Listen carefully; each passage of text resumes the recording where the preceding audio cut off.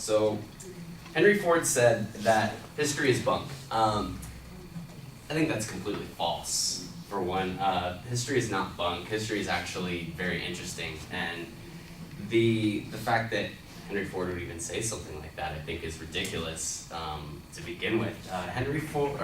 History. I mean, there's the old saying, history repeats itself, and I think that's kind of what's happening right now with the current events that are going on between, you know, Syria, Russia, the United States, and France. You know, just to kind of bring it in, I mean, we just found out yesterday that Turkey shot down a Russian airplane. So I feel like we're kind of getting on the verge of World War III, in a sense, so that history is going to come up again. And with all with the two previous world wars that we've had, it's kind of interesting that this quote would say that history is bunk. I wouldn't necessarily even think that history is close to being bunk.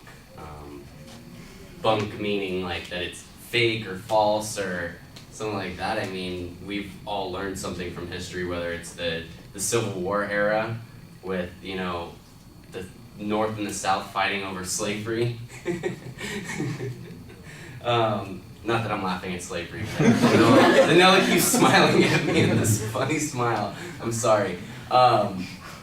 Or even World War I, when it was over a prince being murdered.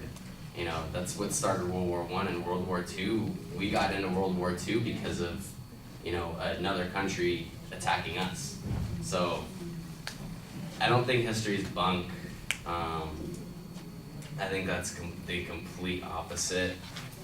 And I'm gonna go ahead and stop right there. Probably should have updated to 5 minutes. Yeah. I was kind of just You thought rolling like with it. one thing. Yeah, well, I saw it and I was like, that's wrong. I'll keep it as a souvenir. Then you make a paper airplane. Or a helicopter. I would appreciate it.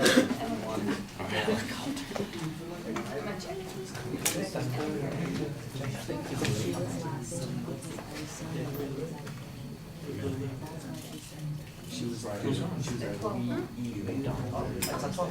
Sorry.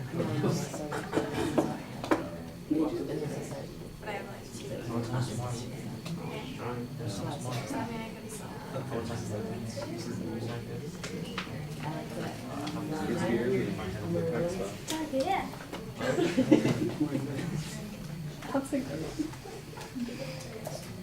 I just wonder how the last one started. Oh, yeah. Did you really just do that?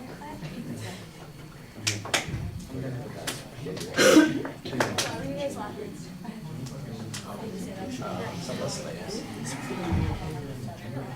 All right, Jake, you're using the topic as the attention device. That's not really a good way to go. You do have a very clear statement of your position, though. You disagree with the opinion that you're going to use for the topic area, so that's fine. But I think you need to develop a reason why you're disagreeing with that opinion. Not just disagree with it, but tell us why it's wrong. Because history is instructive. We learn from history. And we've got examples of places that we can learn from history, and then give us those examples. As it goes, it feels a little bit random. You're making an analogy here to what's going on in the Middle East right now, to the start of World War I and the start of World War II, and I'm trying to figure out, okay, well, how are these things connected to each other?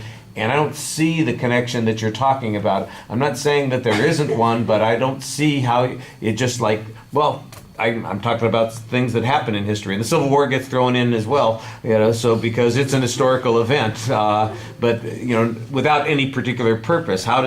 What is it we're supposed to learn from these events? That's what you need to be telling us. Do we have to learn to be careful and avoid fights that we don't need to get involved in? That we need to, when we do fight, that we need to commit to a particular goal of winning in that particular fight, and when we make the peace, we need to make sure that we make an effective peace. Now, let's talk about why we're not doing those three things here in this situation. Something like that, so it's a little bit more coherent. As it is, that you're just kind of wandering through the topic and making vague historical references.